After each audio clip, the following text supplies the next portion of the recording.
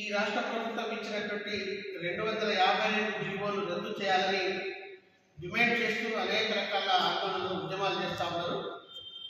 వారి యొక్క ఆందోళన ఉద్యమాలకు తెలంగాణ జాగృతి పక్షాన మేము సంపూర్ణమైనటువంటి మద్దతును ప్రకటిస్తున్నాం.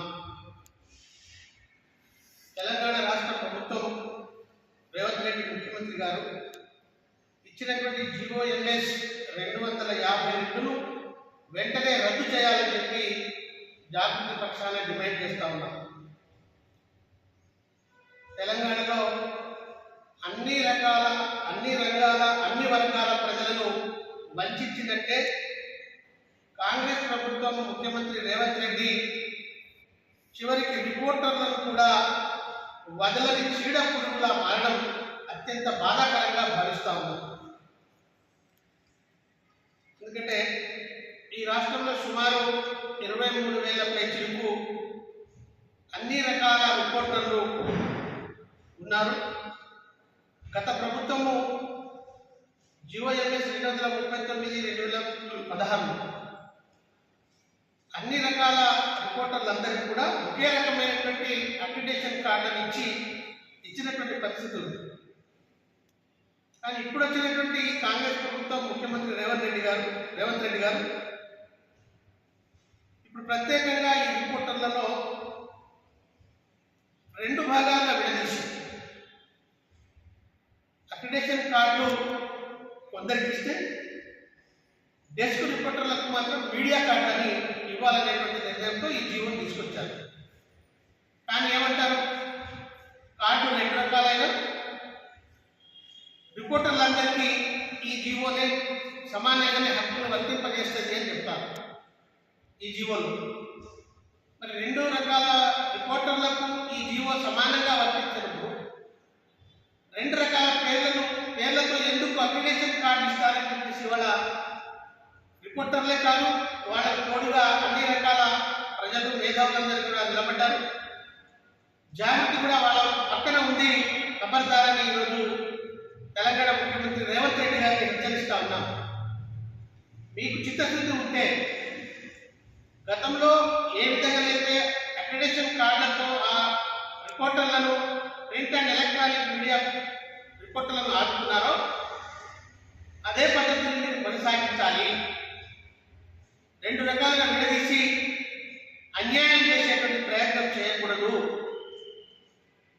అసలు రిపోర్టర్లు అంటే ఏంటి? ఇవాళ అది ప్రింట్ అయినా ఎలక్ట్రానిక్ అయినా ప్రతి విషయాన్ని ప్రజల నుంచి వచ్చేటువంటి ప్రతి సమాచారాన్ని ప్రభుత్వానికి అందించి ప్రభుత్వం తీసుకున్న ప్రతి నిర్ణయాన్ని ప్రజలకు అందించి అటు ప్రజలకు ఇటు ప్రభుత్వానికి వారధిగా సారథిగా నిలబడుతూ నిత్యం ప్రజల పక్షాన ఉండేటువంటి ఈ రిపోర్టర్లు కూడా వదలకుండా ఎలాగో మీకు మోసగించి మభ్యపెట్టి లాభపడే గుణం ఉన్నదని సర్వ సమాజానికి తెలుసు.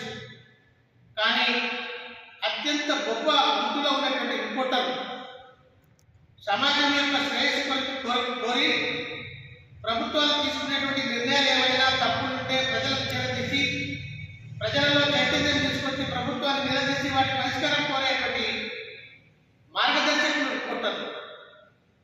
అలాగే ప్రజల పక్షాన ప్రజలకు చేయాల్సినటువంటి మంచిని చేయకుండా చట్టానికి వ్యతిరేకంగా ఎవరైనా భూములు లాక్కోవడమో లేకపోతే వాళ్ళపై దౌర్జన్యం చేయడమో ఇలాంటి ఏది జరిగినా వెంటనే ప్రభుత్వానికి అధికార యంత్రాంగానికి వాళ్ళకు ఉండేటువంటి ప్రింట్ ఎలక్ట్రానిక్ మీడియా ద్వారా సమాచారాన్ని అందించేటువంటి సాధకులు వాళ్లకు మరింత మేలు చేయవలసినటువంటి బాధ్యతలో ఉన్నటువంటి మీరు వాళ్ళకు కీడు చేసేటువంటి పద్ధతుల్లో జీవోలు తీయడం, వాళ్ళ పట్ల వివక్షను చూపడం అనేది అత్యంత దుర్మార్గమైనటువంటి చర్య. ఈ చర్యకు జాగృతి పక్షాన చూస్తూ ఊరుకునేటువంటి పరిస్థితి లేదు. మీరు వెంటనే మీరు ఇచ్చినటువంటి ఆ 252 జీవోను రద్దు చేయాలని చెప్పేసి మేము డిమాండ్ చేస్తూ ఉన్నాం. ఒకవేళ చేయని పక్షంలో ఆ మీడియా రిపోర్టర్లు అందరి పక్షాన జాగృతి పక్షాన వాళ్ళందరికీ తోడుగా అండగా నిలబడి మీ మెడల మంచిగా జీవోను రద్దు చేసేదాకా పోరాటం చేస్తామని ఈ సందర్భంగా హెచ్చరిస్తున్నాం. అలాగే గత ప్రభుత్వం కూడా గతంలో రిపోర్టర్లకు ఆరోగ్య కార్డు ఉండేది. ఆరోగ్య కార్డు ఉండడం ద్వారా వాళ్ళ కుటుంబానికి వాళ్లకు హెల్త్ పరంగా హాస్పిటల్లో వైద్య సహకారం అందేది. కానీ గత ప్రభుత్వం వచ్చిన తర్వాత కార్డులు ఇచ్చింది, కానీ ఆ కార్డులకు సంబంధించినటువంటి నిధులు కేటాయించి ఆయా హాస్పిటళ్లకు ఇవ్వకపోవడం వల్ల ఆ రిపోర్టర్లు ఎవరు కూడా ఆ యొక్క ప్రభుత్వ సహాయాన్ని అందలేకపోయారు. వేలాది ఖర్చు సొంతంగా అప్పు సపోర్ట్ చేసి వాళ్ళ భార్య పిల్లలకు ఖర్చు పెట్టుకునేటువంటి పరిస్థితి ఉన్నది. ఈ రకంగా గత ప్రభుత్వం ఏమో నామమాత్రంగా కార్డులు ఇచ్చి దానికి తగినటువంటి నిధులు కేటాయించకుండా పత్రికా విలేకరుల జీవితాలతో ఆడుకుంటే, ఈ ప్రభుత్వం ఏమో రెండు భాగాలుగా విడదీసి, ఒకరికేమో అక్రిడేషన్ కార్డు అనే పేరుతో, మరొకరికి మీడియా కార్డు అనేటువంటి పేరుతో విడదీసి ఏదో అన్యాయం చేయాలనేటువంటి కుట్ర చేస్తున్నారు. ఈ కుట్రను చూస్తూ సహించేటువంటి పరిస్థితి లేదు. జాగృతి పక్షాన మేము దీన్ని తీవ్రంగా వ్యతిరేకిస్తున్నాం. భవిష్యత్తులో ఈ జీవనం ఎత్తివేసేదాకా పోరాడతామని చెప్పేసి ఈ సందర్భంగా హెచ్చరిస్తాం.